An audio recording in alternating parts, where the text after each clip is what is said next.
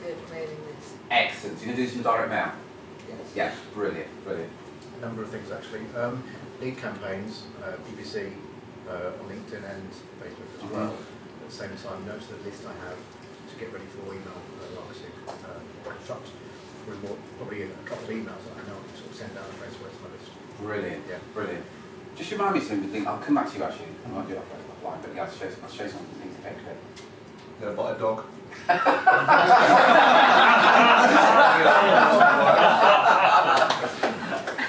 My boys will be happy as well. But your wife won't be. The cookies thing which you guys think you can help us out. Yeah. Remind you of that. Yeah. I also need to rebuild my website, so I'm going to speak to Marty guys. Okay. My website, I'll have to have a discussion about that. Can I suggest you have a word with Mike? Just ask Mike to show you his website. Yeah. And just have a conversation what Mike did on that. Yeah. Yeah. Good. Excellent. 48 hours is make a priority list. First, make a proper plan of all the things we've learned and what I can, within the framework that I'm a little bit restricted to. Yeah. What I can implement, what I can do.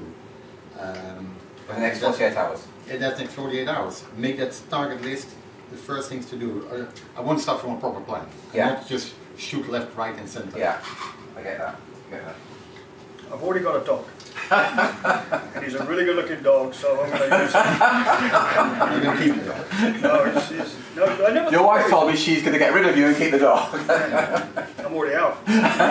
But no, seriously, no, but I would do that, I think, to be honest with you, because we used a baby before. Oh yeah. Now I'm going to use a dog. Yeah. I never thought about it. Yeah. But this is a big thing for me, this cookie thing. Yeah. So you're going to have a word with your web guy. Have a word with the web guy to get the cookies. Oh yeah, we'll do it for you. Don't worry. Yeah. But I really like that because. Yeah. So what specifically are you going to do though in the next 48 hours of everything that you've discovered? Next 48 hours? Yeah. Well, I'm going to start actually. I've got a free day tomorrow. So I'm going to talk to Tara. No, as far as talking to Tara. Oh, I see. Right. So the good thing about it is I can still. 11 o'clock at night, they're still working. Yeah. Yeah, No, I've got to talk to Tara a lot about some of this stuff. Okay. And, not just this, but what we've been doing. Yeah. Because she has to implement all of that. Sure, I appreciate that, yeah. Jess? I'm going to write some more content that's less corporate, because that's the problem we have, and send a Christmas mail out to all our existing clients. Yeah, we say, is that a Christmas card or? Yeah, Yeah? Christmas card. Excellent. In my humble opinion, this would be interesting to talk about. Have you ever received these electronic Christmas cards? Yeah. What do you think of them? Oh, useless. I do. I don't get that. I think it's a cop now. Yeah. Yeah, there's nothing wrong with it. What about sending an email out saying you're not having a Christmas card because I'm going to give some money to charity? Yeah, we've done that a few times. Yeah. I think it's an excuse to touch your audience. Yeah. There's possibly no call to action on that, but Yeah, but you can't really have it on the Christmas card. Here's a Christmas card.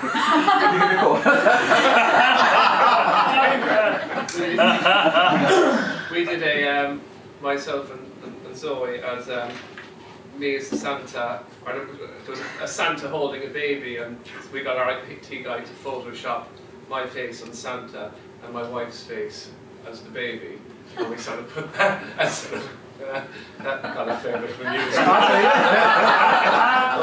I'm slightly disturbed. That was quite amusing. put some handlers on your dog. The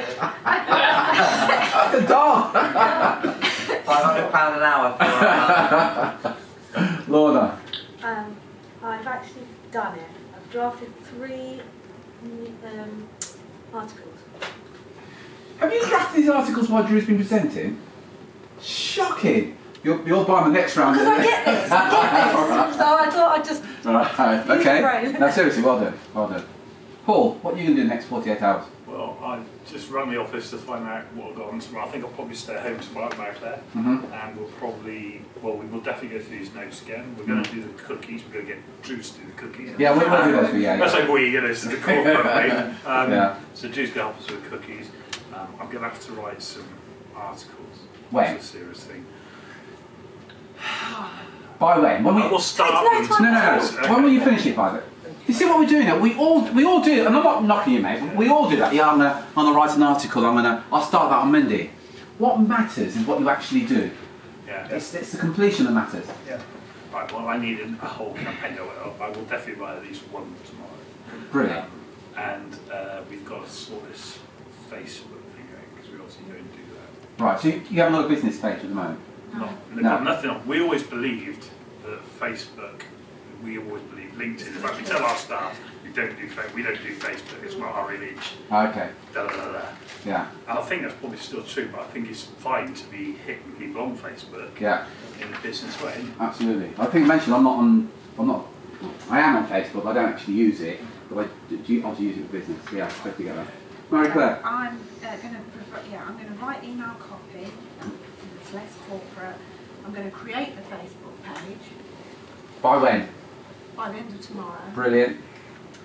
I'm going to analyse the stats from my existing from my previous campaigns. Brilliant. Know your numbers. Yeah. Brilliant. Excellent. Excellent. But one thing I always think with one thing this, when we have one of our elite meetings, there's something else touched on this earlier, but there's a wealth of experience in the room, isn't there? And there's so much you can learn from other people. Brilliant. Thank you very much indeed. Yeah, just no one mentioned it, but I think really something you all should do. Well, two things actually. One, like if you're going to be committed to emails, get on other people's email list who are sending regular emails. It's always good for ideas, right? So people mentioned that they had a folder for Terry's emails. Like I've got folders for other people's emails where if I'm stuck for inspiration, I'll go in and look, see what they've done, change their story, but use it as inspiration, right?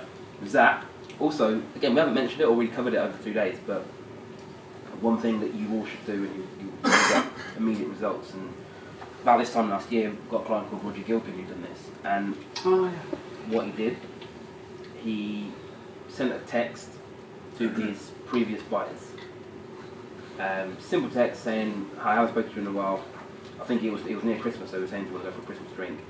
And just touching base with them. And he had his best quarter ever just from doing that.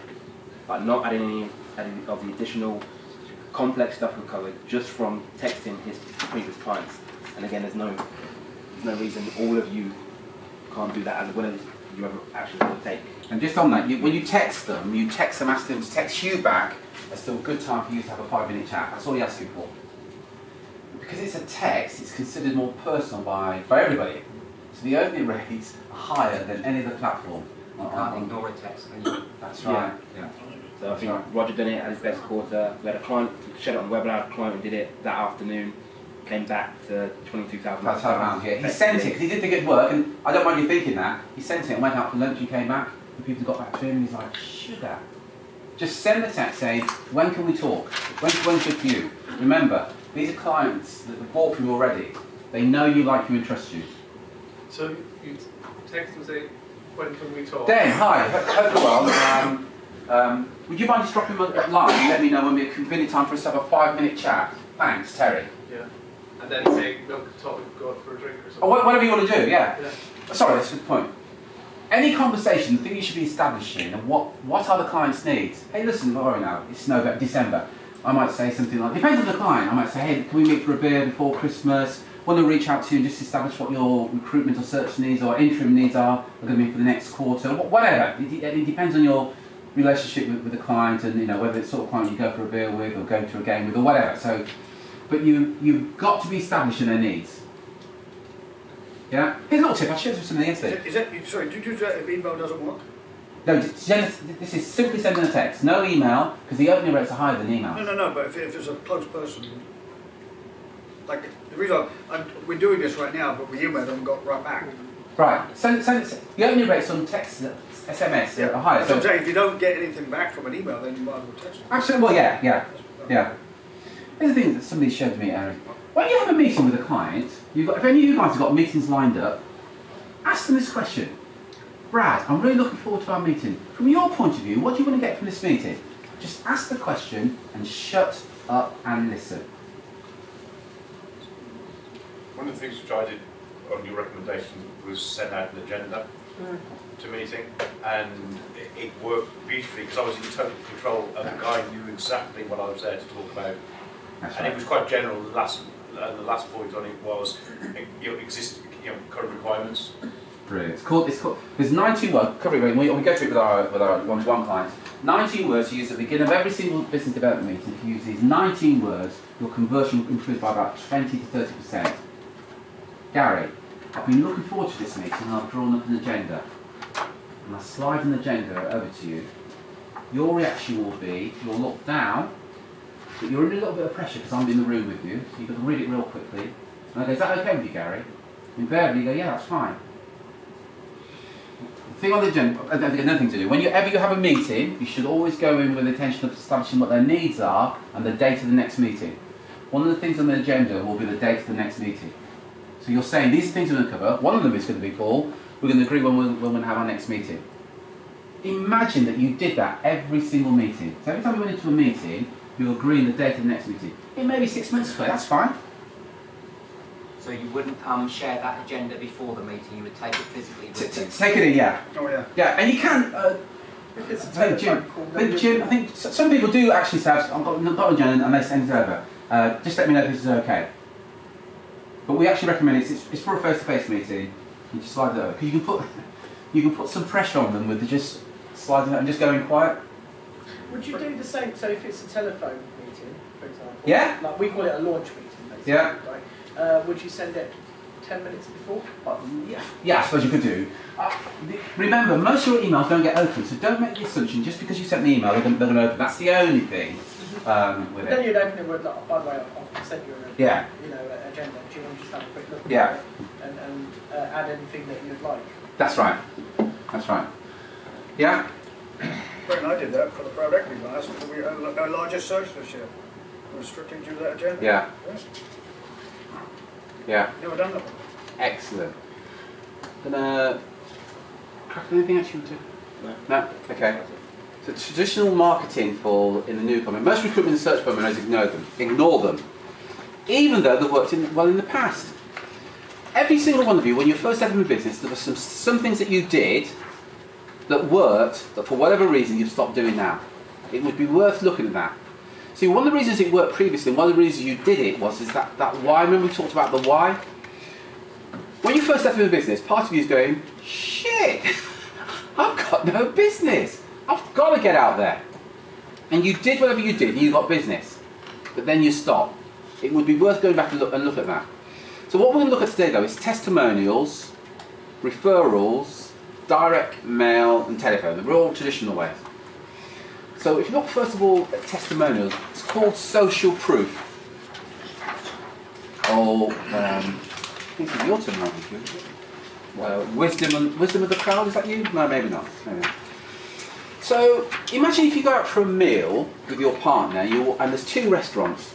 And if you approach these two restaurants, one's got a long queue and you look and you think, wow, there's a bit of a waiting time here. But the other restaurant, there's nobody in there. And you've got a choice, you can go to either one. Most people in this room will go to the restaurant where there's a queue.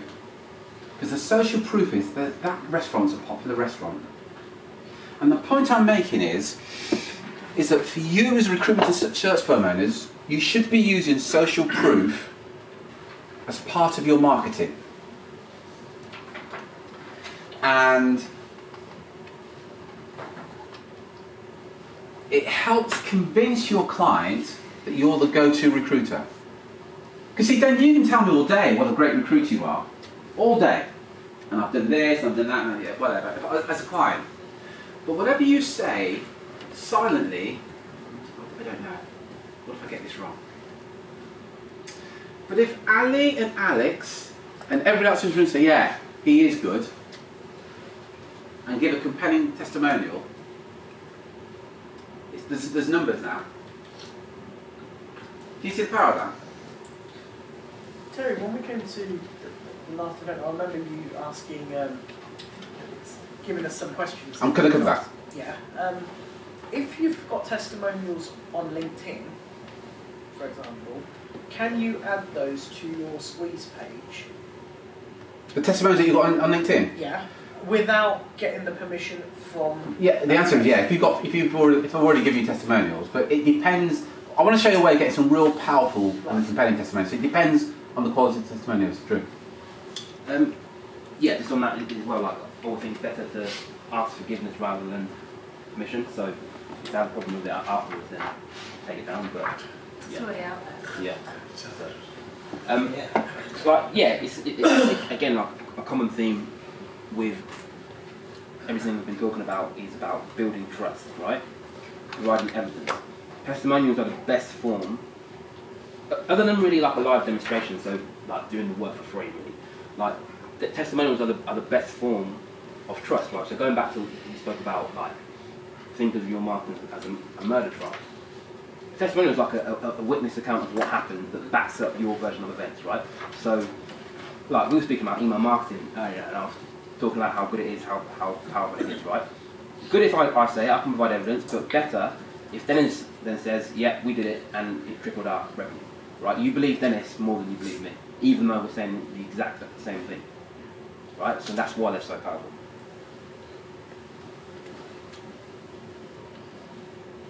I'm going to show you how to customise it, but I was going to share something that I was aware of. I mentioned that we're a member of a marketing group, and we both have coaches, and we meet up in Cork every 12 weeks, and often somebody in the room says, "Oh, I've just read this great book on marketing or whatever," and literally there will be 14 people in the room, and the person will give the name of the book, and we all go onto Amazon at the same time and bang, and buy the book on the strength of a testimonial of somebody in the room.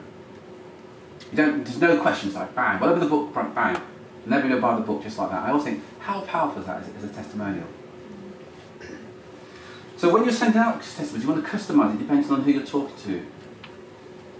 So, sorry about this, I can't remember who I was talking to. I think it was just the more similar, no it wasn't you, the more similar the testimonial to the person you're reading or viewing it, the better.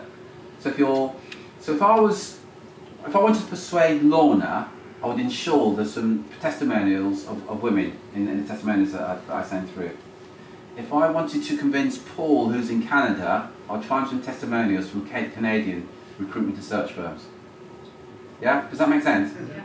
So if you're talking to an HR director, you want to be sending out testimonials from other HR directors. And it's not always anyway as basic as are they female, are they male, are they from Canada or not. But the more similar the person in the testimonial is to the person, it could be lots of different reasons why they're similar, the better. You basically want them to see the testimonial and think, because like, in a good testimonial, right, you don't just say how good you were, right? You also do, again, those of you that have already given a testimony for this event, right, the first question is like, what are your reservations? Because somebody who's thinking about buying the DVDs has the same reservations. So you're saying, oh, I wasn't sure about the return on investment, blah, blah, blah, blah. The person not watching it thinking, yeah, that's exactly what I'm doing right now. And then you go, but then I came and this is what's happened. Right? So it's a journey. You take them on a transformation. Does that make sense? So the more similar, if you can give a testimonial that speaks to them in terms of where they are now, in their mind, in their business, in their situation, and then show the transformation of somebody else, then it works really well. And even better if they actually know the person, or at least know of the person. Does that make sense? Yeah. Cool. Sorry? You can't. Oh, okay. So, I can't get out of that one. just raise your hand. I'm going to sort of trick question. Is anybody here not given a testimonial? So I just want to do an exercise for somebody that hasn't given a testimonial. Today. Sorry. So I'm going to me. Just kind of do, yeah. Stick them neck over. I'm going to ask you a series of questions. Yeah. I'm going to ask you this series of questions. Make a note of the questions and just follow along the exercise. Yeah. You're okay? You're okay for me to do this?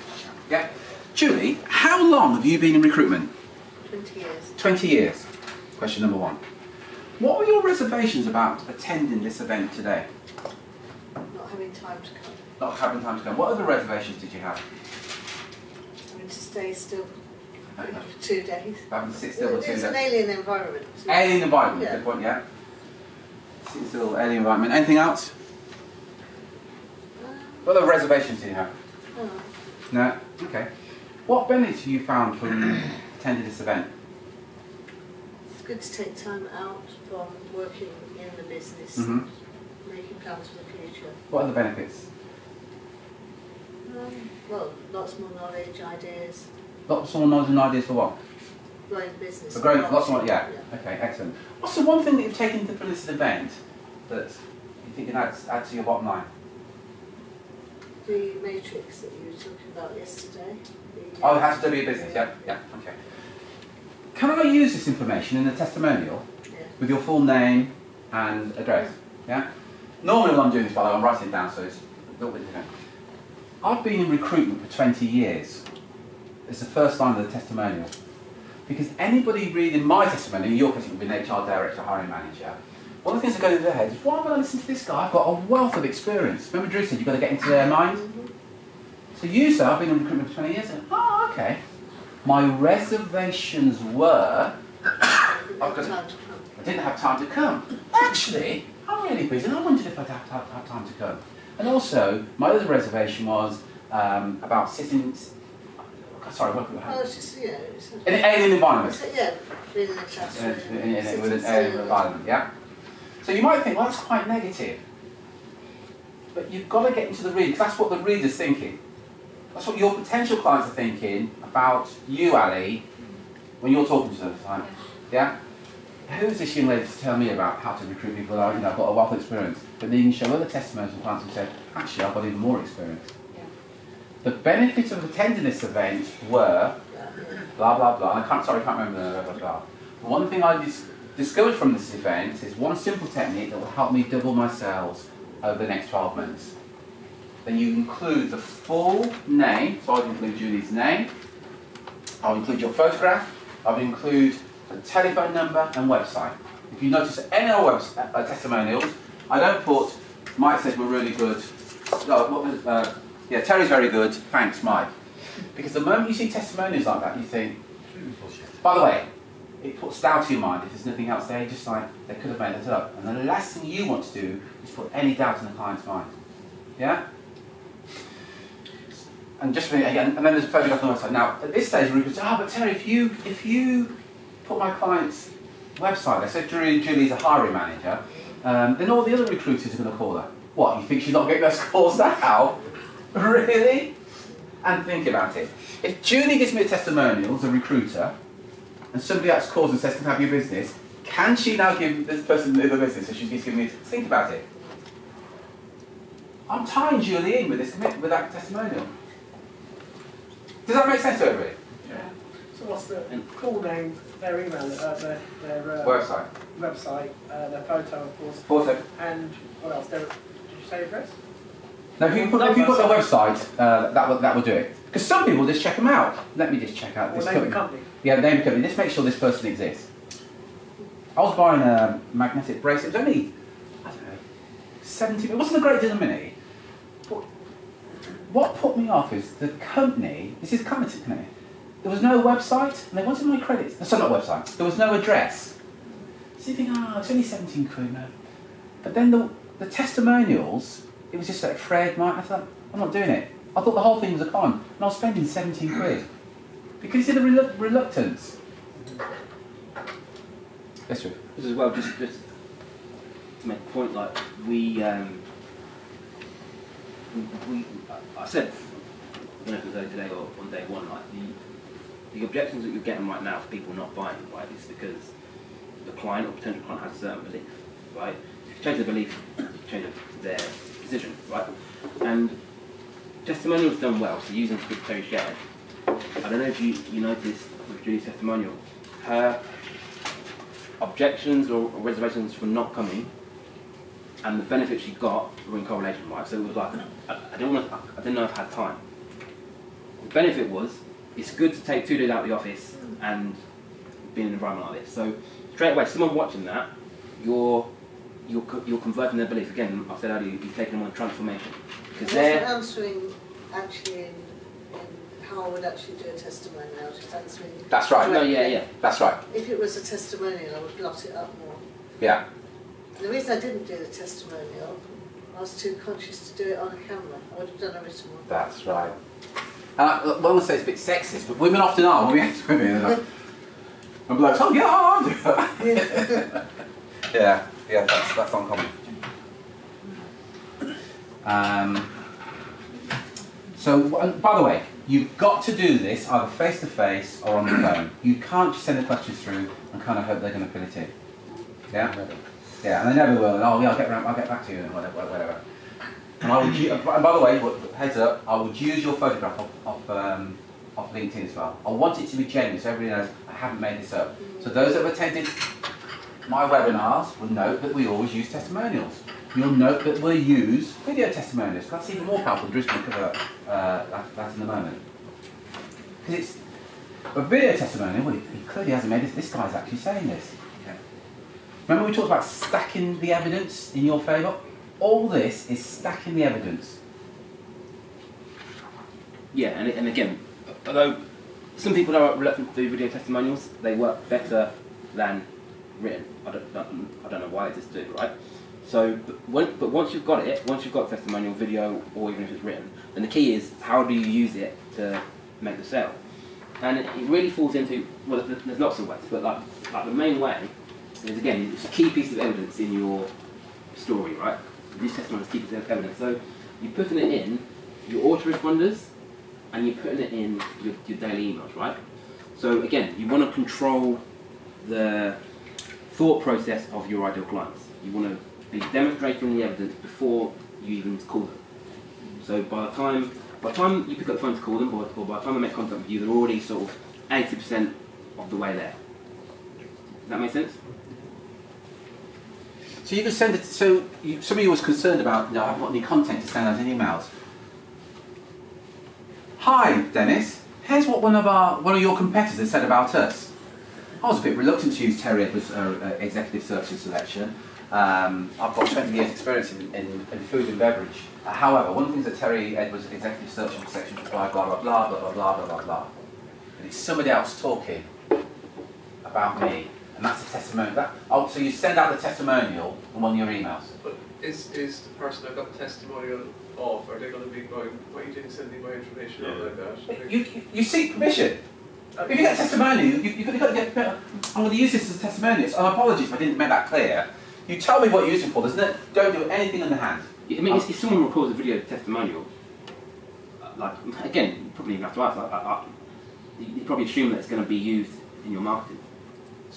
Right? So does anyone who filmed the testimonial today not assume that we're going to use it to promote the DVDs? We don't get paid for that.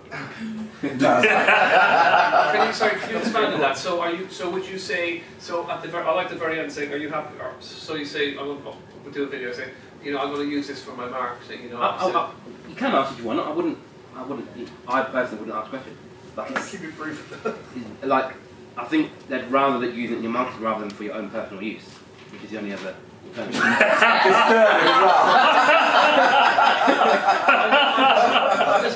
I know if I sent a video, it's probably just my psyche, but I've got this idea. If I sent a video testimonial of one of my clients to all of my potential clients who are competitors, I don't think my client. Okay, let me ask you a question. Dan, would you send a written testimonial to all of that same person?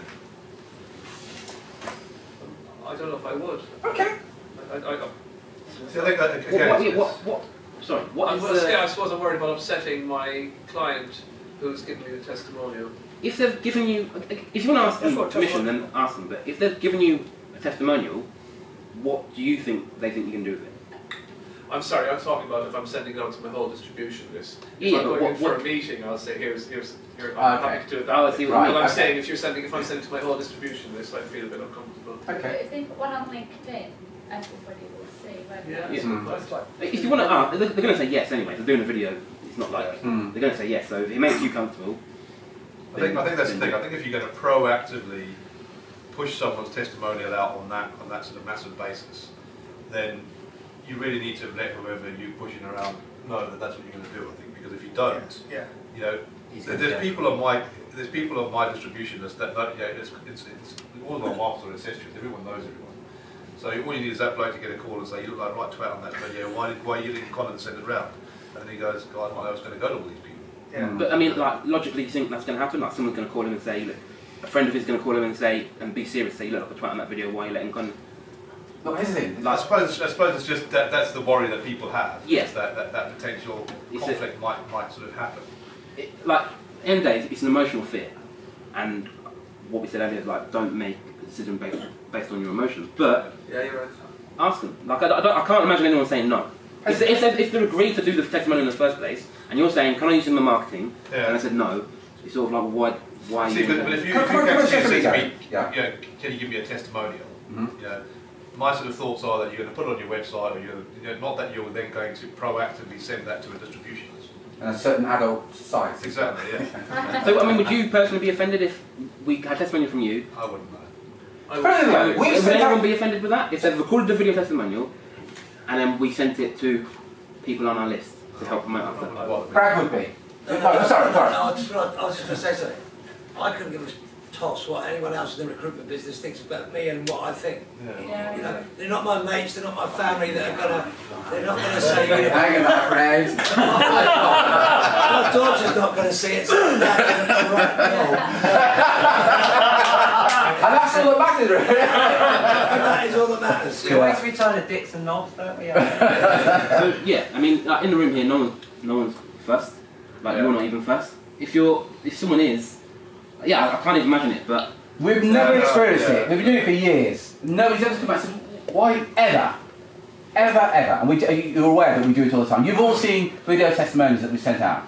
But that's the whole point of a testimonial, isn't it? Well, yeah, I can't. I think so. Yeah. If they record it, I'm like, well, yeah. What other people are saying about your services. So. Yeah. Yeah, I can't imagine it ever being an issue. Yeah. If it ever does happen, it will be like a rare. And do you know what you do? You go, sorry about that, and that's it, and then don't do it. But the truth, apologise afterwards. I literally can't even. Okay. Like it's. I don't think I've ever seen a video testimonial from you. I don't think I promise you, everybody that's joined Elite, previous members, there's a process. We'll cover this in June. You have, I promise you. We have a process that you go through. I guarantee that you have. We had a video testimonial for this page, so everyone has bought tickets to this page and did. I don't mind, I just can't remember it. Yeah, sort of, I thought it'd be memorable. Sort of. Yeah. I'll tell you who it was. It would have been. One of them would have been Jim. We've got like a whole. Oh, there's a whole load. Yeah. I think it would have been Jim. Who you know? And after the video finishes, it's literally Jim saying, "Yeah, our best quarter ever, best year ever. Carrots that quadruple our turnover." Like it's literally one after the other, testimonial. Like 10 minutes. I think I signed that so quickly, I went down the funnel, I didn't get it. Yeah, never mind. I don't think I've ever had any of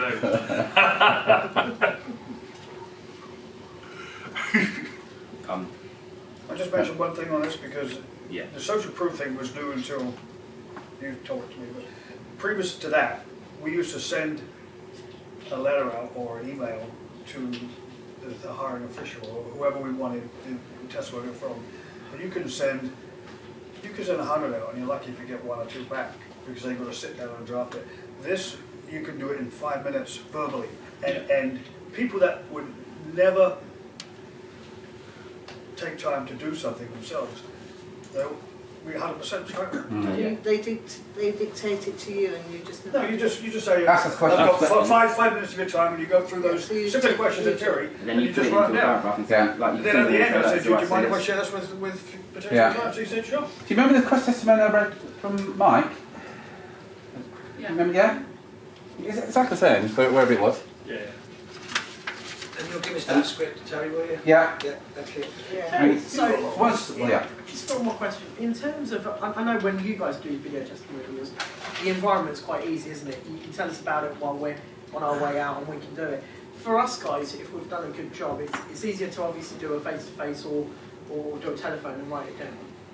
How would you pitch? Easy. Take them to lunch.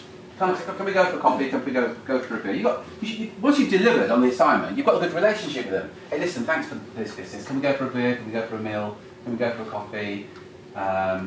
You go during the day. And you might have seen some videos we've got of people outside on the street. So we've got loads of videos where we've met people, coffee, beers and whatever. Can we do a quick testimonial? Yeah, sure. But as well, like a good idea, a good thing to do going forward from now on, is when you make a sale, you say to the client before you start work, it's like, look, assume we do a good job, am I right to get a testimonial from you when we finish? Like, you say yes. I've never had anyone say no to that. Then it's already pre-agreed. Sorry, when would you say that? At the So, start of the assignment? Or? You can work together, yes, right, brilliant, paid for the invoice, you haven't done any work yet necessarily. Assuming we do a good job, is it right to get a testimonial from you when we finish? Who's going to say no to that? Well, What we're doing at the moment is we're sending out customer satisfaction surveys to people we've, candidates or clients we've placed a job with. And the last question we ask is, can we follow up with a testimonial? And that then gives us a free rein to go in and pick up the phone. Would you share those questions? Pardon? Would you share those questions on the survey? Because that's a big thing in North America, probably is here. You know, you can surveys like that take, I don't know, 30 seconds or a minute. You know, ours is about 3 minutes. I'd like to see some of the questions you've got. Yeah. So please, can you add this to your action steps? Commit to get at least 6 testimonials. You need testimonials on your website. You need testimonials for marketing out. Great content. I don't think we're going to do it now or later, but then how you can use testimonials to win when you go for beauty parades. What about candidate testimonials? You do the same, yeah? Yeah. But once you have them, they're like assets to your business, right? It's I got a client last week on one from just a company I work with, just saying a team have come. I didn't ask him, said welcome to the team, primary, and thanks to our recruiter Alessandra. Brilliant. From that, his competitor got in touch with me and said, if he's recommended you. Social proof. Yeah. It's the most powerful piece of evidence you can get. Again, it's like a witness statement. You're saying you didn't commit the murder is one thing. Someone else saying, no, you didn't do it, it was me. It's completely different, right? That's what it's like. And like once you've got them, like you've got them forever for one. Also, you can, so like the most powerful places we use testimonials is if we don't grow our business like this anymore, but we used to, for our mastermind groups, we used to like call people, book an appointment, and then try and sell to them in the appointment, right? So we book the appointment, and then let's say the meeting's 3 days away. In that 3 days, they get added to an autorespond sequence where they get sent testimonials. So by the time they arrive, by the time they have the meeting, they've already seen Dennis saying I've tripled my business, Jim Newsom saying I'm doubling my business, Karis Mills saying I've quadrupled my business. So then for us to sell to them, they're easy, because we've already given them the evidence first. And then after the meeting, we encourage you to do this, on the beauty parade, you send your proposal, your prices, your fees, whatever. And normally you'd say, I'll get back to you. Well, the client says, get back to me in 2 weeks, we'll make a decision, we're talking to all your competitors as well. And you go, yeah, sure. And what recruiters tend to do is just leave it. And there's no contact. You want to be front of mind all the time. You put another auto-respond in. Guess what some of your competitors say? Bang. And you send that. So you're not selling to them, you just send out testimonials all the time and to all the decision makers. Can you see the advantage of that? If you're competing against the 3 of the big guys in that particular niche, and they've all done the same process, send a proposal, and you sit there, fingers crossed. But you say, no. Let me stack the evidence as to why we're the right firm. This is all about stacking the evidence. So how do I stack the evidence? This is how you stack the evidence. And it's social proof. So somebody else is saying how good you are. And that's why you need a minimum of 6, but the more, the better. And you want a whole cross-section of people. So I'll just use you as an example. Who typically engages? What's the job title? The person that engages you? HR director. HR director. VP of HR. VP, yes. Is it predominantly HR? HR or, typically HR, Yeah. So a load of HR people. And by the way, go back to your old clients who you've already delivered to and ask them, because you already delivered. And it's another excuse to touch them. We get a lot of calls, well not a lot of calls, but we do get calls off clients who openly say, we're approaching your competitors as well, Adrian, and I've never thought about sending them testimonials, but it's such a neat idea, you know what I mean? Excellent. Missed out on opportunities. One of the things though that you told me to add, which I never did before, is that when you do the testimonial, put the person's name, address, even sometimes their logo, like the company logo. Yeah, if it's a blue chip organisation, yeah. Even the small. Yeah. Yeah, I mean I've got it all on the website. It's really, and it's very, very, works very well. Yeah.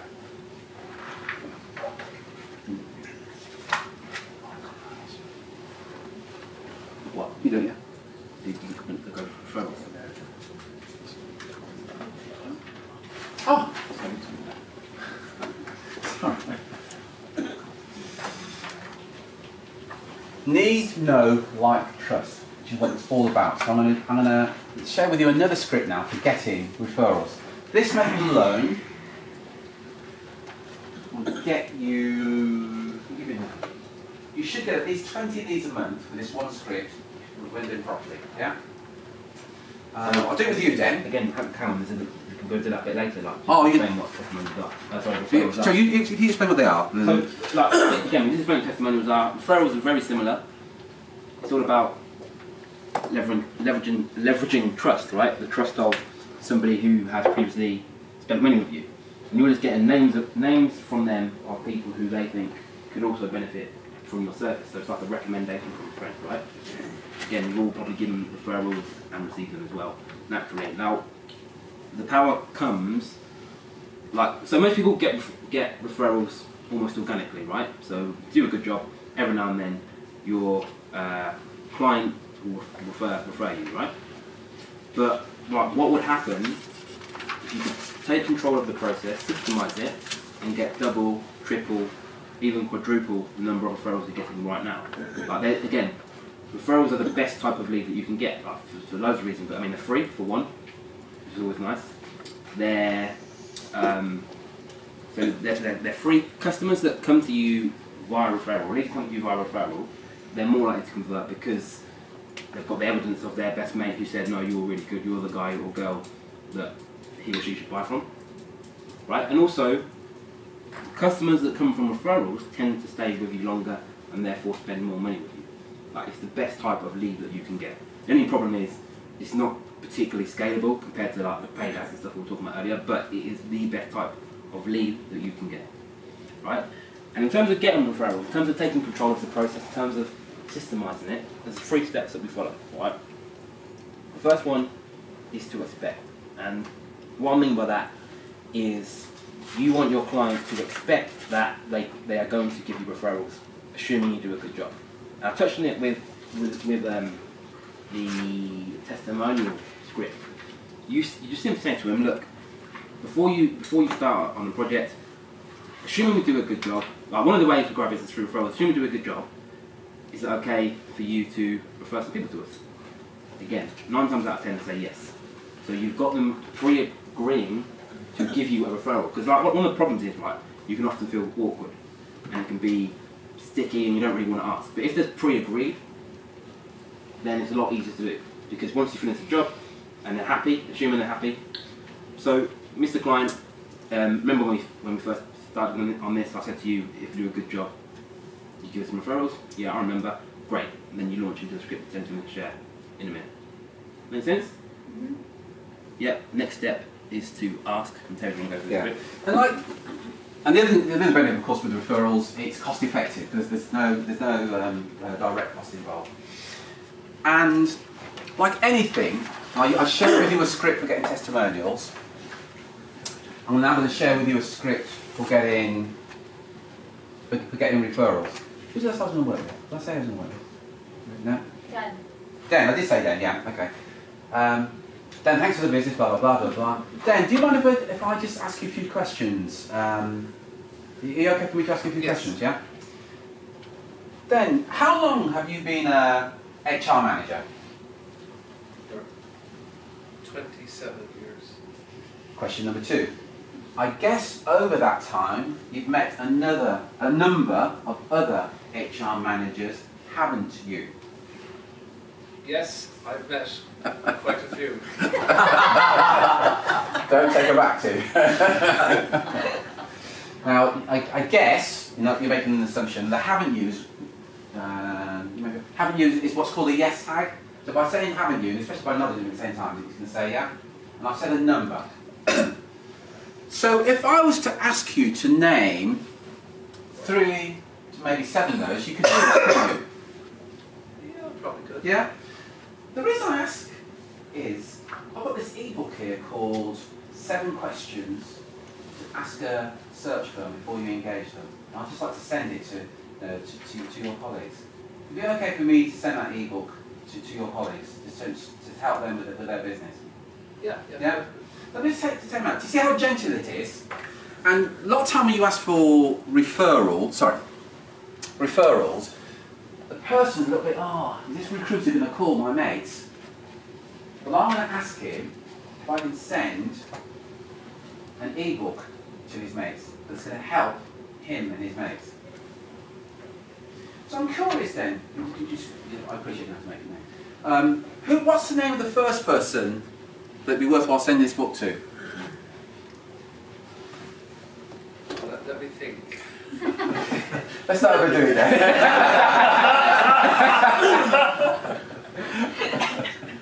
Philip. Philip. Who else? Malachy. Who else? Davo. And what you do, by the way, is this isn't going too well. You get the names and their email addresses, and I would simply, we'll give you the template. I would send an email to Malachy saying that I spoke to Den, and Den thought you might find this book interesting. I'm going to CC Den in the email. So Malachy gets this email from me, that I've copied in, so everybody knows what's going on. Because of the relationship, remember Drew talked about the person that people see, so they can see that Den's copied in on the email, I've increased my chances of that ebook being opened. On average, by the way, I thought you were asking me. On average, you get between 3 and 7 names every time you use it. And all you do, by the way, no cold calling, you send the email and ask them if they want a copy of this book. Of course, they opt in. That's all you're getting to do. Just opt in if you want a copy of this book. So from their point of view, somebody that Den knows is this free book. Yeah. I know the HR directors or whoever they are. I can start a relationship with them. Need, know, like, trust. Let me just check in. Does that make sense? Can you see how that'll work for you? Have you got those questions? Yeah. Can you send them? Yeah. Well, I'll send them through with the invoice. Sorry, Terry, you sent that email and you've asked them if they'd like a copy of that ebook. So you're just waiting for an email to come back saying... No, sorry, mate. You send the email. Yeah. And also exactly with a call to action. With a link for them to click on. To your splash page or your... Yeah. Does that make sense? And then they get all your emails, and they're on your mailing list basically. That's right. Yeah. That's right. I've never done that in 18 years. But you've done it previously. When I was a life insurance salesman, we used to always do it because it's a sort of standard ploy. But I've never done it with a client recruitment ever. I don't know why not. I'm scared of it. Yeah. I mean, that's how we get our candidates. It's never occurred to me. We don't get our clients that way. It's like it was, isn't it? And we just found there's less resistance. That's how we get our candidates. They're all referred. So. And there's just less resistance from the client. He's not thinking, I'm going to call them. He's just like, I've got something that will help them. Done? Yeah. And the final step is simply to repeat. And this isn't just you repeating it. We're talking about getting every one of your consultants to be doing the same thing as well. Right, every time they win business, I ask the question, look, shouldn't we do a good job? Would you like to get some first after when we finish? Yes. Do the work, do a good job, go through the script, and then you just keep doing that, you keep repeating. And then, okay, the volume's not going to be massive, right, but it'll probably more than you're getting now. But, as I said before, they're the best type of leads that you can get. And just add that as well. When you pitch for business and you don't get the business, I don't know if you know this, but people are uncomfortable saying no to you. And you want to take advantage of it. They go, I'm sorry, Gary, you didn't get the business. Yeah, it's gone to X, Y, Z. Okay. Use the script. Because I've said no to you, there's a bit of discomfort, a bit of guilt, just take advantage of it. Okay. How long have you been script out? And for some reason, they're even more willing to give you names than anybody else. So it's not the end of the world when the client says no.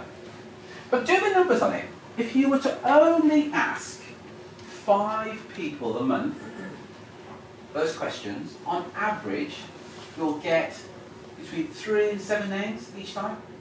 Do the numbers on it. Now, not everybody will download the report, But why wouldn't you do it? There's no cost, there's no risk. The worst that can happen is you send out the email, you get ignored. Certainly better than cold calling, as somebody said. Yeah? But what about if you send a physical book? Yeah, whatever your irresistible offer is. You It know, has to be an ebook. send a physical book, and then you've got a good excuse again, and say read pages 1, 2, and 20 and 5 or 25 because they're very interesting for you. And then 2 weeks later, come back. Have you read the pages? What's your view?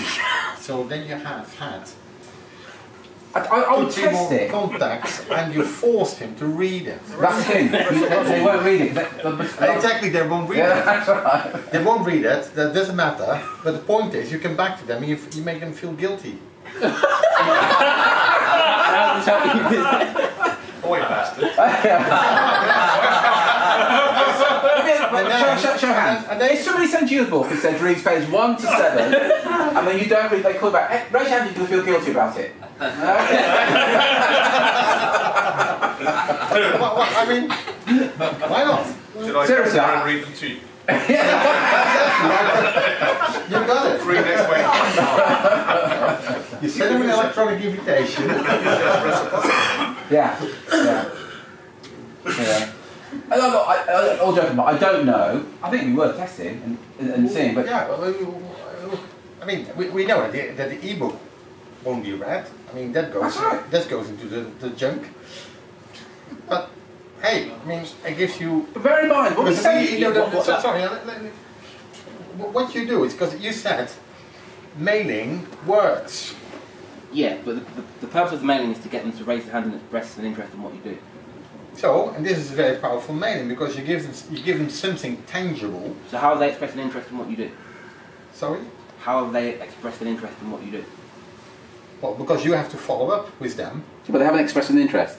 You send an offer of an ebook. If they click on the request the ebook, you know they're interested. Sorry, I'm following up on what you said. You know, like what I've made a note of it is ask your HR manager to give 3 of his pals the permission to send them an ebook. To send them, to send them a link where they can get the ebook if they're interested. Yeah, if they're interested. So what you do instead is you say, okay, you write them an email because you got the email from your friendly HR manager, director, whatever. Yeah. He gives you 3 names with an email address, hopefully. Otherwise, you find out yourself. It's easy. You copy in your pal and say, okay, Mr. X suggested to do or to send you this book. I'm going to do that in the next day, or it's in the mail. Would you like to have it to the company, and would you like to have it to your private address? Okay, that's so they've got to respond back and say. Say, well, okay, that's fine, because John, who you know very well, is in the email, is copied in, so he's more or less forced to reply again. So he has to reply to your email. Here's the thing with that. I don't know. The method that I'm sharing with you. It's almost intimidating, I know. The method I'm sharing with you, I know that work. I'm not sure, but I always say this: test it. But the method I know that I've just shared with you. If you're forcing them to do it, they're not expressing an interest in what you do. I mean, it defeats the object. You're forcing them to do it. They're not. You need to give them a choice. Do you see what I mean? They're not expressing an interest in what you do. Right? If I force you to do something, it doesn't mean you've expressed an interest in what you're doing. But then, you know... Even if it's not forcing, it's manipulation, it's not... But then what's the... Okay, then try to convince... Why can't we just stick to the other method? I always say, you don't have to do it. I will share it with you. I'm testing a few things. Okay. And see if your thing stays alive. Take it too, right? You... split test it, right? use our nice, easy idea that's proven to work, and then try yours. And then if it gets better results, force them to read it. Then by all means. I don't know. I've never tried something. No. What's it? I mean, this conversation can go forever, but it won't. Mind you, I had climbed for an hour and a half on the table, so. Seriously, mate, come on. Okay, so why? What's the purpose then of sending the email book? To get them to express an interest in what you do, right?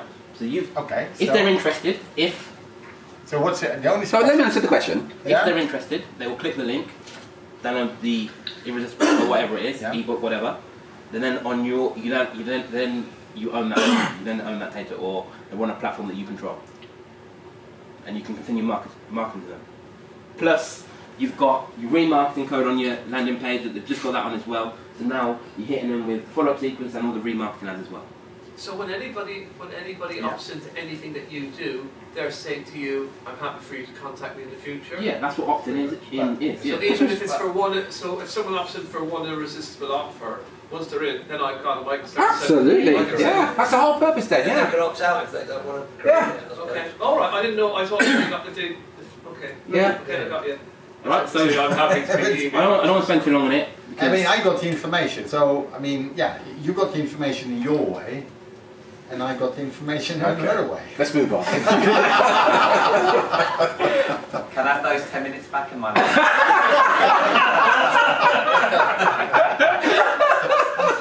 Sure, as I said. Let's move on. Go on. Okay, so now you understand the concept of the two. So all we're doing, right, and what we're constantly looking to do is how can we gel all of these things together, right? How do they all work together? Because that's when you get the maximum results. Not just doing testimonials or just doing referrals. How can we use them in combination? Right. So we came up with a strategy that we've called testimonial bridge, which is where you do the work, do a good job for your client, you get testimonial. So ideally video, but in written form's fine as well. Once they've done testimonial, they've literally said in testimonial that you've done good. Say, great, remember when we first started working together, you said once we do a good job for you, you'd be happy to refer more people. Yeah, that's fine. So what names you go through then you go through the referral scripts. So you get the names. When you send the email to the potential client to get the ebook, on this squeeze page, you have the video of the client saying how good you are as well. Because it massively boosts your conversion. Is this making sense? If Dan gives me the name of the testimonials, yeah? So Dan gives me the names, but Dan's also given me... So Dan's given me a testimonial, but Dan's also given me referrals. I'll say Brad. And Brad, obviously you two guys know each other. Brad goes to the landing page to get the book. There's a video of Dan there saying how good we were. Can you see the power of that? Very powerful. Yeah. So then you've also got your remarketing code on that squeeze page, right? So they get that remarketing code put on. So whether they get the book or not is obviously ideally want to get the book, but whether they've got the book or not, they've got the remarketing code and they've seen that powerful video, right? So let's imagine they don't get the book. They've seen the powerful video, they've got the remarketing code, now they're seeing you everywhere. It's like, oh, there's that, they see it out on Facebook, oh, there's that company that Den said is really good. Seen them again. You see on LinkedIn, oh, that's that company that Den said is really good, see them again. And you drive them back to this page. So it won't be the exact page, it will be remarketing back to a different offer. Right? They opt in this time. Then they've got the email autoresponders. Can you see how powerful it is? They're already before they even opt in. Sorry. I didn't quite follow that. Okay, so I thought I did, and then I didn't. I asked Dan Yeah. for a testimonial. Yeah. Dan gives me a testimonial. So it's a video testimonial. Yeah. Yeah? I asked Dan for other names of decision makers. Yeah. Dan says, Brad. Yeah. Brad and Dan know each other. Yeah. I write to Brad and I say, I spoke to Dan and he said you might find this ebook interesting. Click on this link to get this free ebook that will help you, Brad. So you don't give them a testimonial, you just say Dan recommended. That's right. Right, okay. Yeah. CC. And I CC Dan in. Yeah. Brad reads it, clicks on the link To get the book. Yeah. Goes to the landing page. Yeah. There's Which is Dan, a different landing page. which is and on that landing page is Dan's testimonial. Hi, I think Terry's wonderful. Blah blah blah blah blah. Have you done this yourselves, guys? No, I literally thought when we're doing this event, I thought, oh, I really want to blow them away. So every module was thinking now, like, what can we give them to blow them away? I think it's a great idea. And it was like, so we had the testimonials, we had a testimonial script, we had a referral script. But part of our failing in the past has been we give people these strategies as a singular thing, right? And what we were finding was that they all worked, right? But there were they were moving from strategy to strategy. Never tying them together, never systemizing them, never automating them. So they'd do email marketing 1 week. Oh, it worked really well. We talk about LinkedIn. They stopped doing email, moved to LinkedIn. Oh yeah, it worked really well. So the lack growth, right? The key is when you implement one, you systemize it, get it automated so it's working, right? Then you move on, you do LinkedIn. Systemize it, automate it, get it working. Then you move on, and you get this continuous growth, right? So then with this, it was like, so we grow our business differently to the way you would. So we have many sell products, like DVD programs, then we have the elite mastermind, then the accelerator. For that, it's application only, so it's not necessarily going to work as well. Yeah. But for your business, where it's more relationship type business rather than product based, perfect. Does that make Am I sense? right in that we have a lot of different squeeze pages? Is that what you're saying, for different purposes? I don't know. No, we haven't. Remember, it's like what we're trying to do. We have like. So again, So you're putting the Den and Squeeze page. You're getting 3 referrals off of it. You're putting a specific squeeze page. Yeah. The thing just is, for that. it's perfect. It's perfect. This particular thing is perfect for your dream 100 clients. And again, like I said, the volumes on referrals, right? Which is obviously annoying because you want to get more, but really it means you can spend the better quality. So it's worth spending more time. And by the way, once you've got the template, it's not. So I have one landing page with a template where the video goes here, then the opt-in box. So they see the video and then they watch the video and then they opt in for the book. Yeah, ideally. Yeah. Okay. Right, but it's a template. It's a template squeeze page. So when I get a referral from somebody else and I need to put a different video there, I just take the video out and put. It's not. I'm not creating all the work, but again, it's low volume. Because how often do you get referrals? How many do you get? You know what I mean? Like how many clients do you work with? And it's like basically think about all the clients you work with. And then only a percentage of them will probably give you a video testimonial anyway. So it's just for the few. And you're not doing it all at once. It's like, okay, let's say you get 3 a month. But we have to go and see them, don't we? So in our Not business, necessarily. You have to get the video. To create the video. Not necessarily. Yeah. Oh, well, yeah. No, you don't. And our clients are national, so we don't go and see them often. Skype. Yeah. You can record them on Skype. Yeah. Or FaceTime. FaceTime. FaceTime. I don't know if you can record them first. You probably can get an app, I don't know what it is, but definitely Skype. Everyone uses it, it's free. Because you screen share, couldn't you? And yeah. That's pretty hard for you, where videos are for you anyway. So do you understand now? Yeah, thanks, Drew. Sorry. So does everyone get how powerful this can be? Yeah. When implemented right? And does everyone get really like, our goal for the 2 days was like, it's the building of these systems. You're building a machine, right? Start small, but you're building it up. And the bigger your business gets, or the more profitable your business gets, you actually add more parts of the machine. Eventually you've got a massive thing working for you, bringing leads all the time. Yeah. Yeah, you get it? Yeah. At what point you perhaps send a direct mail letter out in this sequence? At what point? So when you've would you send the email saying so and so suggests they get in contact with you, because they might not open the email, so we want you to. yeah, so with direct mail, it's worth sending direct mail to your Dream 100 clients always. So if I had a testimonial from you and you're a Dream 100 client and you've given me testimonial and free referrals, you're also my Dream 100, I think it's worth investing the time. Again, I'd have a template letter, but I'd maybe take out. But tailor it, so John said to contact Yeah. you. Perhaps send the email and the direct mail at the same time. Definitely. Make sure. Yeah, it's worth doing it then. Yeah. But once they opt in, really they become part of your whole overall retargeting sequence, which involves email, direct mail, telephone calls, and just becomes part of one. So the work's at the front end, if you know what I mean, doing the customised page, but it's only for a small number of your ideal clients. Yeah? Anyone have any questions? Right, so that really brings us nicely on to direct mail, which is effectively, I mean, we've touched on it a lot throughout the 2 days, but again, it's one of the traditional marketing methods that, as you've seen in the room already, people ignore it, they think, people don't do that anymore. Just to recap on some of the benefits, like, well, first, the downside is with direct mail, it's more expensive than a lot of stuff you can do online. The results aren't as fast. Again, I said online, you can see leads, you see results in a few hours. But like the benefits of direct mail is one, it's got a better open rate than email. But one of the biggest things that we found, like, so we've only been doing direct mail properly for probably the last 2 years, but one of the big things, like, with email, you've got a short time span to get their attention. And I mean, like, if we send an email today, and the person doesn't take action on it, it's unlikely they're going to go back to it tomorrow, the day after, weeks down the line. With direct mail, send an offer out and it will just sit on their desk. Yeah. It will sit on their desk and they'll be semi-interested and it will be there. And then it's almost like offline remarketing if you like. Because it sits there subconsciously and like as soon as they're ready to buy, they think, oh, I had that letter from somebody. And you've probably done this at home loads when you put something to, you are semi-interested but not right now, you put it to the side and then when you remember you go back to it.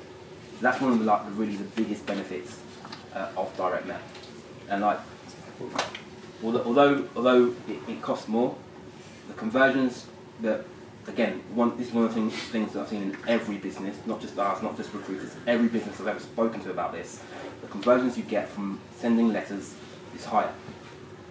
Right, so it's always worth doing. It costs more, but the profit is higher. That make sense? Yeah. One of the things we did years ago with our contingent business, we sent out this was coffee, sort of like beer mats. Oh yeah, yeah. Hard ones. And we still, that was what, 2 years ago, and every now and then we still get a call saying, oh, we need a compliance officer in class, and they've had that on their desk for 2 years. It's amazing. You would never get that with emails, ever. Amazing. We send out dog tags. We have. We send out what? On my logo, it's a military dog tag. So we physically send dog tags with our details embedded in them. You know, like a proper dog tag, like a military dog tag. Oh, all right. In fact, I've got one going to Ali through the post as we speak. So it's a bit like a bit of a jewellery item. It costs 50 pence. Because I buy so many of them, you know. He's a class act, isn't he, Ali? It's just all about dogs with him, isn't it? So how do you measure, you know, everything is being measured, how do you measure the results of direct mail? So, it's several ways. It depends what you're using it for, right? So, you can use direct mail for lead generation, and it's like, well, I send out 100 letters and I've got one lead, so you measure it like that. Or, like what we've seen work really well for, again, every business is having like a dream 100, like picking your ideal clients, literally handpicking them, and just start mailing them. Right? So these people who aren't necessarily on your list, some of them will be, some of them won't be, but you start mailing them and then following up with phone calls. And then you measure it in the revenue. Because you can see then of those 100 or whatever clients, how many have converted, you'll see how many meetings you had. A pattern will form. Because you'll sorry. Yeah, like, imagine you've got like 100 ideal companies, and maybe there's 5 people in each company, so there's 500 mail pieces sending out, right? It costs probably, you're looking at like I'm saying one a month or one every 2 weeks. You're sending them a letter in the post, right? So similar like what we're talking about with email, you want to be top of mind. And letters have a similar effect, right? But again, they've got a longer stick rate, so you don't need to do it every day, and it's more expensive as well. But like what happens is over time they get to know, like, and trust you, and it becomes easier to make sales. So again, when we used to grow our mastermind groups like this, like we used to literally find like 100 other ideal clients. It was a rolling list. So when someone signed up, we'd have another person, right? It was a rolling list. Find 100 of ideal clients who weren't necessarily on our list. We send them the book first, the one of Terry's books first, and then just every other week we send them a letter, a 1-page letter. Right, so the cost is very small, like 50p. And then you only need, so again, it's going to be different for each of your businesses, but like what is the average sale worth to you? And for most of you, you probably only need 1 sale a year to get a return, but you probably get a lot more than that as long as you're following up with phone calls. And you'd have a different, you'd have a different sort of content strategy with that as well. That would be the same as your touch emails, so you'd have maybe a different message. Not necessarily. We have just taken emails, copied and pasted them, put them on a Word document, put a big headline. when you've got content, it's best to recycle it because then less work. I suppose you could use your unsubscribes, couldn't you? Well, yeah, you can, but for me, I'm like, I don't think at this stage anyway, until you've like exhausted the people who are on your email, but I don't think there's any point emailing people who have actively said no thanks, or mailing people that actively said no thanks, unless you've only got maybe like when you've exhausted everything else, then do that. But it's not like, oh, I can't send them email, so I'm going to direct mail to them now. Would you just say, sorry, would you send direct mail to people who are already opted in to your email sequence as well? Yeah, definitely. Okay. If they're you it. But pick a small number, right? Because like again, until you see it working and you want to scale, but pick a small number because the problem with it, it's more expensive. Right? And again, the profits are better, but it's more expensive. So don't like what some people do is they get a list of 1,000 people and they're like, right, I'm going to mail to this list and I do 1,000 quid, and they don't get a client in the first month. Month 2, do it again, 1,000 quid. Suddenly they're like in month 3, 3 grand down, thinking I'm going to stop now. And it probably would have got a nice return later on down the line, but better if they said actually I'm going to pick the top 100 and spend 100 quid a month. Because what I sent about 120 pieces out, and those people have then gone into 10 calls for the next 2 to 3 weeks. Yeah.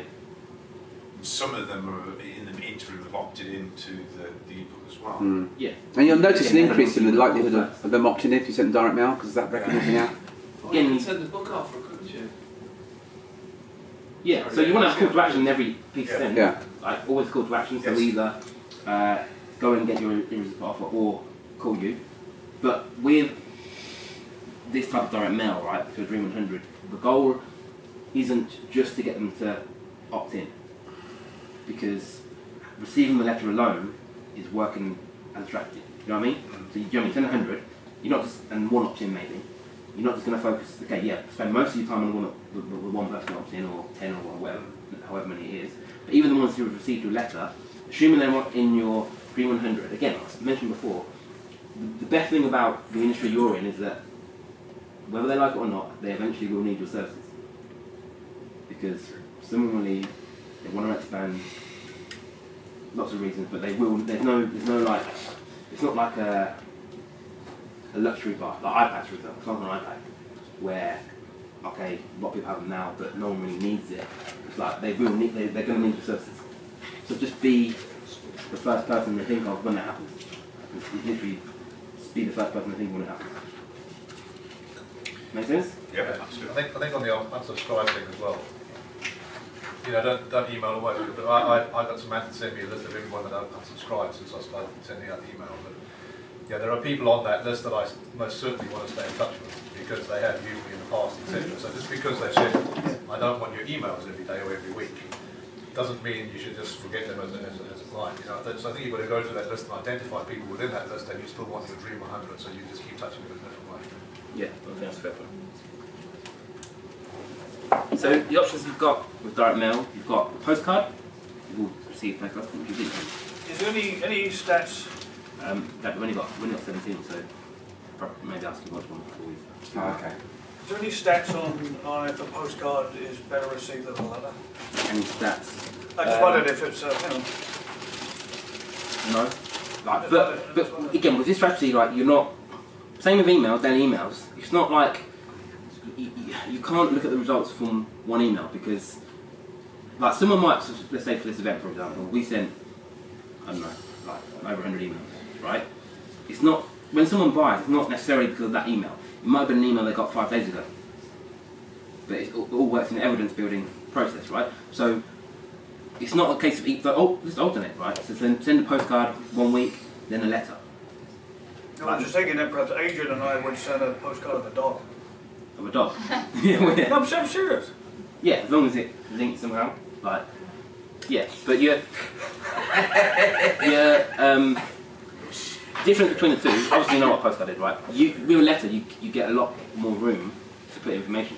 Yeah, it's just, the only difference, I guess, yeah.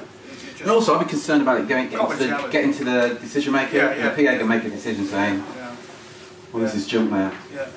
I've got a book here, and I'm going to test something in terms of lumpy mail list. Okay, sorry, yeah. So then the other option you've got is lumpy mail, which is basically any get that anything you send that is like bulky. So it can be anything, but book, pen, maps. It could be a car, like literally anything, like that is not a letter or a Tanks, postcard that you send Sorry? via direct mail. Tank, you know, the old squash ball, stress balls, the tanks, military tanks. All right. The little ruler. The dog. Dog biscuits. But yeah, it's a little ruler. Are you measuring up? Yeah, it's that sort of thing, right? And what all we're trying to do is like make them remember you. So you send the letter. So we mentioned yesterday or today. We've sent campaigns with balloons in. Yeah. We've sent campaigns with pound coins in. We've sent campaigns with sweets. We've sent campaigns Pencils. with pencil and sharpener. And rulers. Ruler? Tapes. Are your profits measuring that? We've done a measuring tape. Yeah. Oh, yeah. But you're just looking for small, cheap dog tags, small, cheap things that it's not about is it a high perceived value to the client. It's about getting yourself remembered, right? And when you call, right, especially if they're not on your list, when you call and you're the person that sent the balloons, the dog biscuits, whatever it is, they're going to remember who you are, right? And generally, like when so don't know how high open rents anyway, but when it's lumpy, I mean, think about what happens when you get mail through the post, right? Yeah. You pick it up, and then as soon as it's lumpy, you're like, oh, I'm going to open that first. Yeah. Because you're excited about it for some reason. Like, it's the same thing. It's inquisitive, isn't it? What is that? Yeah. Again, it's that curiosity thing we talked about before. Right? What's this? And the other envelopes put under your arm as you carry on walking. There's a slightly different envelope. You want to open it, so we'd encourage you to use coloured envelopes or whatever. So when it comes to lumpy mail, like, we've got a mate who's in one of the mastermind groups that we're in, who specialises in helping business owners do Dream 100 campaigns to reach their ideal clients. And he's got a book, but he's only given us 17 copies. But if you do want one, we can get one too. You still have in send stock one at the time. Yeah. Right. So what I'll say is, does anyone not want one? I've already got one. Okay. Oh, you're working with him at the moment, aren't you? Yeah. So how many people are in We can do one between two. Just to let you know, in your case, you've got to read pages 4, 5, and you've got to read. Page 1 to 17, and I will call you about that.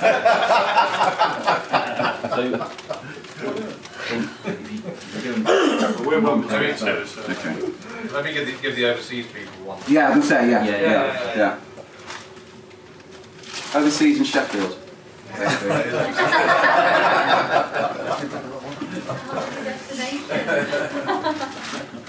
Like you can from them.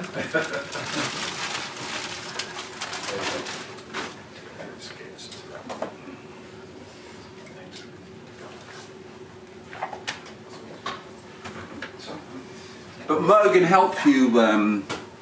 He specialises in putting these things together. Any promotion, he's well worth talking to.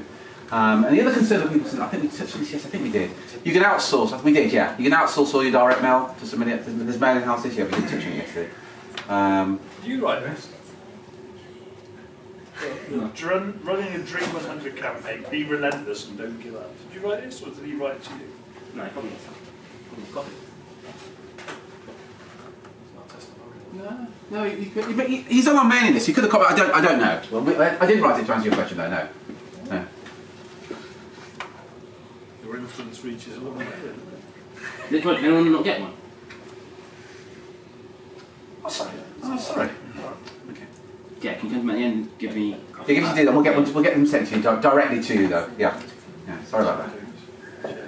Alright, so again, we touched on it, when to use direct mail for lead generation, to follow up with acquired leads, but definitely follow up with past buyers. Right, people, your past clients who've already spent money with you. In terms of a league table of what you should do first, past buyers first. As in, like, again, if you're looking at, if your budget's smaller and you don't want to sort of stretch yourself, past buyers first, because again, we mentioned before, they're the easiest people to sell to. They already know, like, and trust you. Right, so you want to make sure you're top of mind. Then either acquired leads or the Dream 100.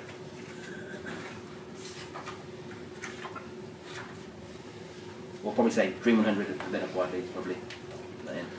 And then for lead generation to like the wider audience. Right, and even like, so with lead generation, we only send postcards to that just because it's cheaper and the response is lower.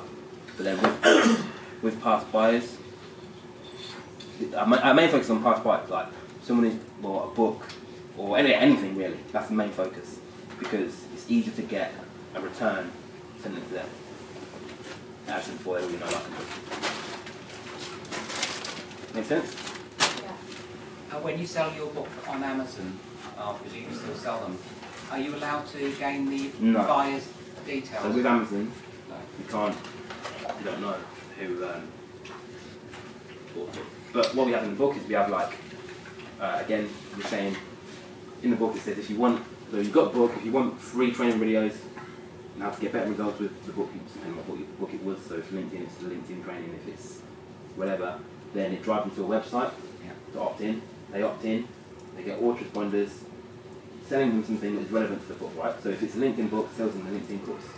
If it's, depending on what it is. By the way, you guys that put your ebooks on Amazon, you should do the same. Have a link for. Again, just to repeat, you don't become a millionaire selling your ebooks on Amazon, but it just helps position you as an expert. You need an option because people can go there and buy it. You don't know. This is all about generating leads, as you probably gathered. Oh, you can link on it, so you just put the PDF in. So you put the PDF into Amazon and sell it, and because now you're an author on Amazon, but you want to capture the leads at the same time. Sorry, how did you do that bit there? Which bit? Sorry. Get the lead from the person that's bought on Amazon. Because you put a link in the ebook saying, I've got something else, I've got a video, but you want to get their email addresses to start the relationship. Yeah. So you send them somewhere else. Yeah, so you can capture the leads, and again, Amazon doesn't belong to you. You don't get the buyer's details. It's the only way you get the buyer's details. But you'll know you're selling it because they'll send you. Yeah, you make you get the money, but you don't know who it is. 40%. Just about. You get a percentage of the sale, but at £1 per time, you're not.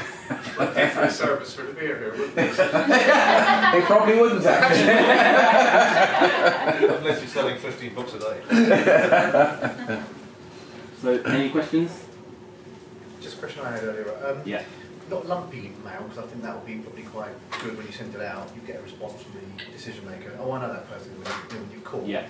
But if you do a direct mail, when you send a mail out, when you want to follow it up, say the following week, say, did you get my mail? Can I speak to so-and-so first? Yeah. I get HR blockers, sort of not allow me to talk to that decision maker. But then I sent the mail to them. Well, yeah, we're going to touch on that. There are scripts for that, and again, that's to do with positioning. Right. A lot of people, when they call in, they apologise for almost calling in. I don't suppose, but there's a way that you can call in. So, hi, it's Terry Eggers here from Renegade Cruiser. Can you put me through to? You actually give a command, and then you don't. We'll go through it, but you don't sell to gatekeepers and whatever. And you get their name. Well, are they in? No, they're not. Can you tell me? And you control the conversation. There's just a way to control the conversation, so you're not getting those silly. We're not interested in recruitment. This is a receptionist. Yeah, right. You're now the decision maker for this organisation. Yeah. Any other questions? No? Yeah? Do you know how we talked about all these different media and the importance of measuring as well? I was wondering, do you have a system that you use to track your leads, or do I have to do all of this manually? So, to track where the leads are coming from? Yeah. So yeah, like with Infusionsoft, it will tell you where leads come from, how much the value is. So you get, so you use Infusionsoft, right? Yeah, I've done this Infusionsoft. I was wondering more with like LinkedIn, for example, or. But you have, so when you create a squeeze page, you have like a separate link for each media you're using, right? So then you know this one is for LinkedIn, this one's for Facebook, and then you're measuring the response you get from each. I've got a question. No, he's not. No. You know, with YouTube, we've talked about most of the media. We've talked about YouTube a bit, but what about getting? Do you advise bringing people to your YouTube? If you have a YouTube channel, bringing people to your YouTube. Is there any benefit in that? No. And having subscribers, do you think there's any benefit? No, unless you're going to have millions of subscribers and make money from it. Because when you do, so let's say when you do a YouTube and you do a clip of whatever, you can't have a, can you put a link call to action on that clip? So at the end of it, you So you're talking about when you send videos out to your list? Yeah. Right, what you do, rather than send them to YouTube, you can take the YouTube video, put it on a squeeze page, like this. And that's what you do. Like, you didn't necessarily have to have a call to action, you can if you want, but also so you can get the remarketing code on it. And that's just YouTube embedded. So yeah, so this is the testimonial. Let's say you had another template, similar thing, make it in lead pages, click funnels, whatever. It's just a basic page with the video that you record, and then let's say your call to action is to book an appointment. It's got a button underneath there that says click here to book an appointment, and when they click that it goes to time trade. Let's say what video, just press play on that there. Yeah, so when it auto plays, so as soon as you send an email, they hit that page and it starts playing. Does that make sense? Sort of. And Drew, there's no way that they can go, I think we brushed on this yesterday, there's no way they can go from your squeeze page to clicking through to YouTube to find the origination of the video, right? Yeah, okay, the one, yeah. Yeah, and why would they though? Well, the only reason I said, speaking to Drew about it yesterday, is that if you've got like about 7 videos that you want to send in a series of videos over the next month. Yeah, but why would, I get why, but why would they go to YouTube to look for where it originated from? I think I've done it with you lots. It was just, I just Yeah. clicked No, on yeah, it. they can. Yeah. But why are you concerned about, what's bad about No, it? because like, you know, You've got to if see my from other videos, if Huh? the 7 videos are in one go on YouTube, Yeah, but, yeah. like, let's just say I've done 7 videos, Yeah. right? And the aim is to send you 1 per week to, Yeah. to build a relationship, Yeah. engage with you guys, right? Now, if you go on the first video and then you click through to YouTube, you can effectively look at those 7, remember me for the next half an hour, and then when I then send it to you, it's I don't want them to obviously input again. Yeah, you asked yesterday and I said like, with YouTube you get 3 options, right? Yeah. Have a public video, which means everyone can see it, and it's searchable. Have a unlisted video, which means only people who have a direct link can view it. Okay. Or you have a private video. If you list them as unlisted, then they're not going to be able to see the video unless you send them a link. Right, okay. Also, you don't know whether they've watched them or not, so why wouldn't you just send it again? Yeah. I suppose it was more from a competitive situation. Oh, don't worry about that, honestly. Yeah.